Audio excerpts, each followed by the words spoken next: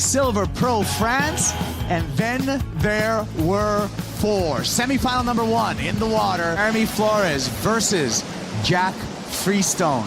This is going to be the battle of dad power, as we're going to start off with Jeremy Flores and what he's been doing all day today, finding a barrel and finding an exit. Kuiper Girl, along with Peter Mel and my good friend Strider Wazalewski. Well, that's exactly what Jeremy wants to do. He finds himself back in rhythm. Feeling from the surfers themselves. Watch this wave, Pete. Quick one for Jeremy Flores to be able to find that quick barrel.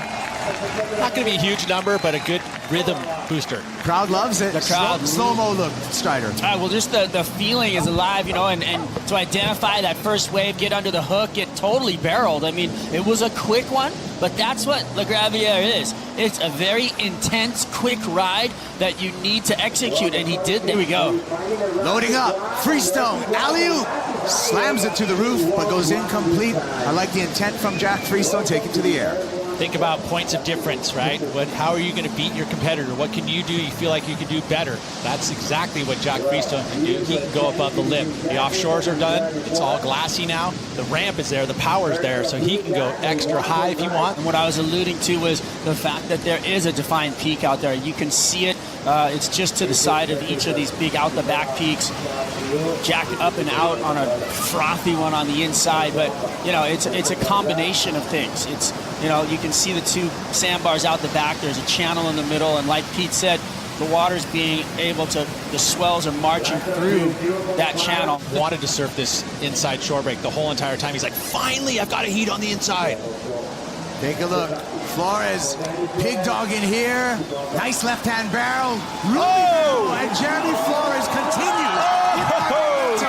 Finishes on the sand. And the French crowd goes wild. He's loving this moment. This is the first time he's been able to actually entertain the crowd. How cool is that? Ale Flores, man, that was Ale Flores. Yeah. Ale Jeremy. You can feel it. That was a beautifully negotiated backhand barrel. By the way, that was, just as you mentioned, that was a sick line into it. Look at how he stalls out, and then he gets pounded and somehow has the ability to keep himself on top of that board. He literally was having the lip on the head and kept it together. He actually lets go of the rail coming out of the end. He does all the work to get in, beats his way through it, and then right here he lets go, and then he comes out hands off. So that's a technical added variety to the side of tube riding that's so hard to do. And that's something you would see guys like Andy Irons do, and I think that's almost a tribute to our man AI right there. Oh, look at that, just like push the nose a bit, has to push through that. Look. Oh no, the thing's squashing him onto his surfboard, and somehow at this point he's like, wait, am I still in here? And that's all of just feel and understanding how boards, you know, slide up under your feet and the grip coming, and then there he is. He's going to release his hands. So cool. It was, I mean, that is deep technical barrel riding. That's exactly what the judges were asking of him today. How's the shot with the fans in the foreground just going nuts on the shoreline? That's what we came for. That's what they came for. Beautiful surfing, Jeremy Flores. Answering back here, Jack Freestone finds a right of his own. Barrel, but just gets shut down. And the full body experience on that wave, you know, backhand tube riding, you know, you always have your whole body against the wall. You're utilizing it to go slower or faster. You think about the whole day, he has by far been the surfer with the best points all day long, the best easy heats. I mean, he's been just putting it away early. Yeah, we said it. He started out with that rhythm this morning, and you know, for him to do the same thing in this heat, it would have given him that same kind of, oh, it's on. Yeah, this is my day. You know, find those quality waves. I mean, again, we just had a shift. It just happened in one heat. It's going to be Freestone on the backhand, going to turns.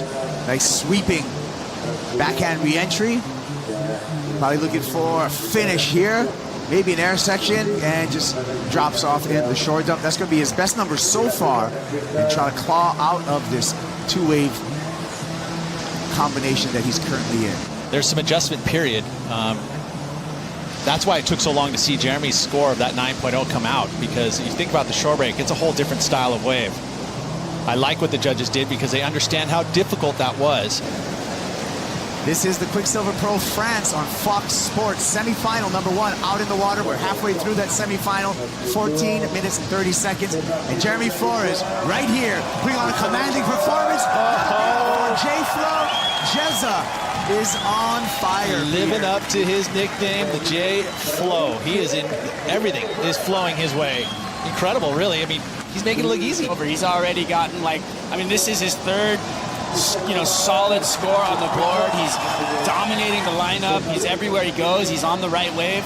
I feel like Jeremy is going to win this heat. I would say you're a pretty safe bet at this point. But, bettering the 5.83, big wave, intense, again, deep technical barrel riding, all of those things you need to have in order to get big numbers. He's coming out of these barrels with English on him. I mean, just mad steez.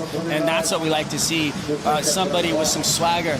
And you know what? Jack's definitely got swagger, and he can mount a comeback, but he better get started because this kid's on fire right now. Jeremy Flores. He's gone way above that in this heat. 16.33 two-wave total. Jeremy Flores up and out there. Even the kickouts are steezy. You know what's interesting is that Jeremy has left his post in this heat. We got a great bank on the beach, and we have light offshore winds. Let's see, Jack Freestone has for us. Finds the barrel, little backwash in the tube. Screams for that section, but no exit for Freestone. She gave him a leash earlier. Ready to go. He's back up and riding. Looking down the line on this another left, no opportunity there. He kicks out. Peter, I was in the Red Bull athlete zone, and I was looking at some of the fins on the board rack. Love it. Oh, Jack mounting a comeback. Jack Freestone, can he find an exit? And again, La Gravier gobbles him up. By the way, Flores has been giving him those waves. Flores is sitting out the back with priority, so he knows what he's looking at, and he's going, is that going to be it? No. Jeremy Flores taking a look at that. I would just recommend for Flores just to take a safe wave in and save that board for the final because the blade looks incredible as well. It does look a little bit aged. It looks like one that he's held on to for a while. Sometimes those little step-up boards get stuck around, and this is one that he's had for a while, and obviously it's working out really well for him. Well, we got our first finalist, one for France.